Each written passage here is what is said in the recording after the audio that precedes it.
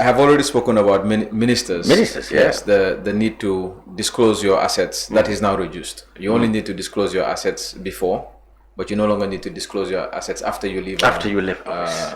So anybody can go into office, amass wealth, either in the right way or the wrong way, and at the end of it, you have no accountability. Exactly. So you don't need to disclose your business interest after you have left office. Yes. Now so this seems to protect, even government officials or ministers who might have engaged in corruption. Now with this, when this is passed, they don't have any question to answer anymore. Exactly. Wow, exactly. That's interesting. Yeah.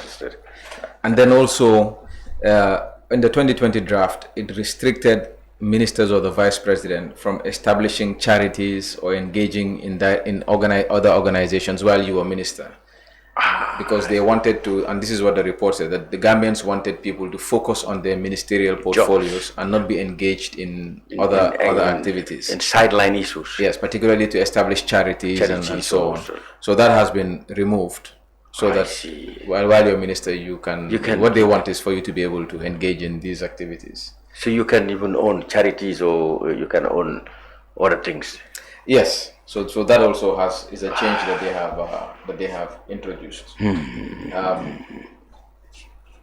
This is interesting. Yes. Then also, as you know, the president has immunity during his term of office. Yes. Even now, the president cannot be held criminally liable or liable on the civil law for his decisions. Yes, while he was in office. Yeah. Yes. There's an exception there, but generally that is the rule. Okay. Under the 2020 draft, yeah, the National Assembly could pass a law that could then remove the presidential immunity. Okay. So they have changed that in the draft to increase the threshold in the National Assembly to 2/3. Meaning the National Assembly cannot just pass a law; they have to vote by have two-thirds to be able to remove an immunity of the president. Yes. To impeach the president. Or pass a law to remove the immunity of the president. It has now to. But that seems to be a positive thing, is it? No. So if you're trying to say that in the past, just simple majority, you can remove the immunity of the president. Yes, and now it has to be 2/3.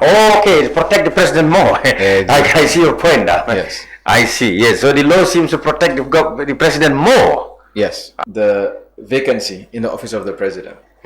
Yes. So if the president should unfortunately die, or his office becomes disabled, or resign, yes, or resign, yes. Under the 2020 draft, it is the vice president that takes over, and if the vice president is not available, it is the speaker that takes over for a period of 3 months while the IEC conducts an election. If the speaker is not available, the chief justice would then take over as acting president, and the IEC would conduct an election. Unless it was within 3 months of an election, in which case the election would just continue. Yes. Okay. Under this draft, they have changed it that if the president is not available for these reasons, whether it's the vice president first, or the speaker, if he's not available, or the chief justice, they will continue in power for the rest of the term. Wow, this is very important. Yes, so there will not be an election. They will just continue in power for the term. This is a fundamental change. Let's go over this. Yeah. If President Barrow should resign now. Yes. Right? Yeah. In the past, or under the 2020, even now, I think even under the 1997 Constitution, there should be an election within 90 days. Yes. But this new draft is saying that there does not need to be any election.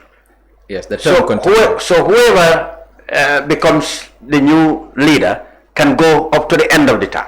Yes. Wow.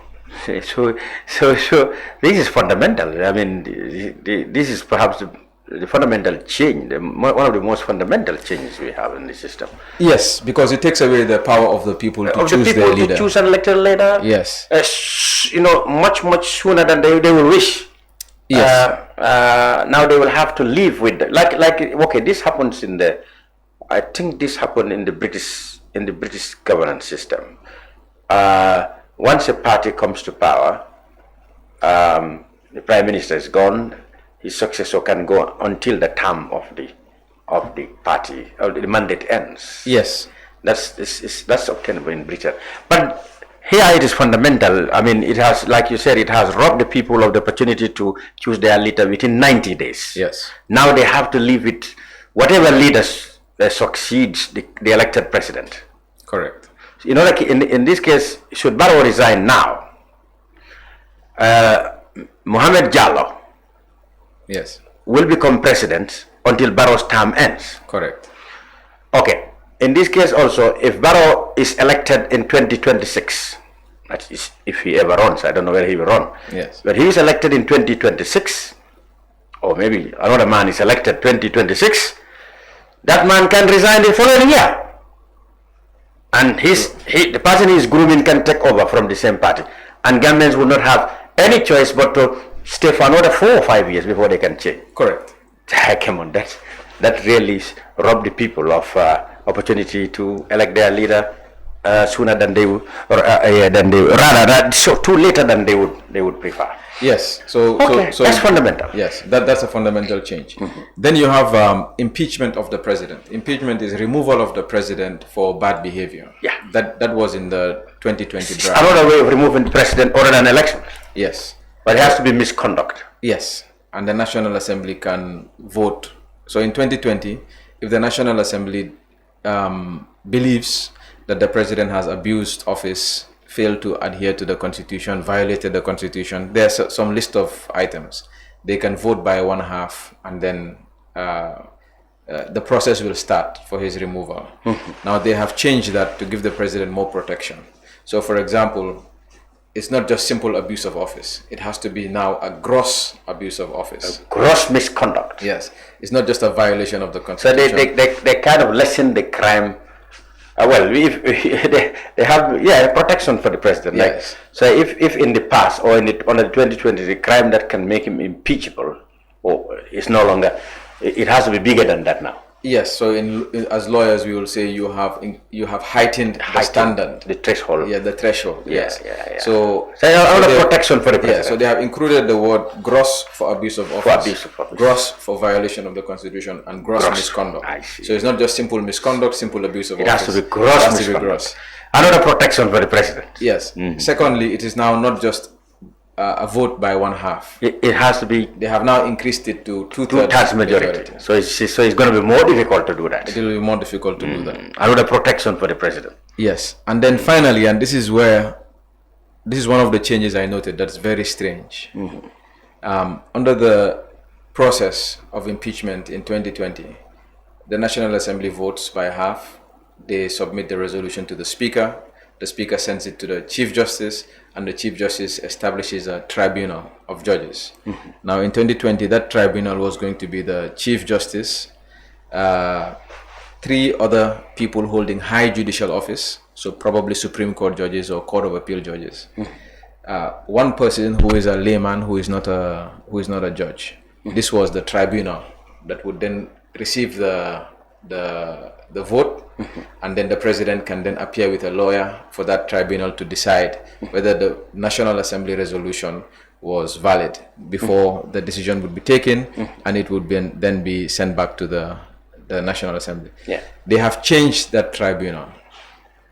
Now that tribunal, they have changed it from being 4 judges, Chief Justice plus 3 judicial officers of high office, and 1 layman. They have changed that. So it is now the Chief Justice, 1 representative of the Supreme Islamic Council, 1 representative of the Christian Council, 1 representative of the Medical and Dental Council, and 1 representative of the Gambia Chamber of Commerce.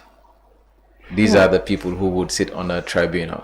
Now, for me, this is a legal process. This is, if this would happen, it would be the most fundamental and serious legal process ever in the history of Gambia. You want judges, because the National Assembly will vote. Yes.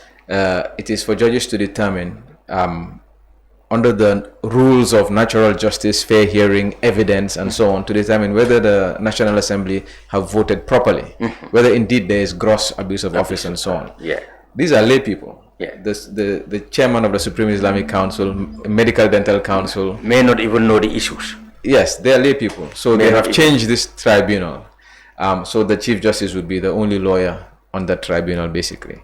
This is a very fundamental change to the process of impeachment, and really requires people to have a look at it, and we hear from the government why they believe this is necessary. Because under the process of impeachment, there's a democratic process, a political process. Yeah.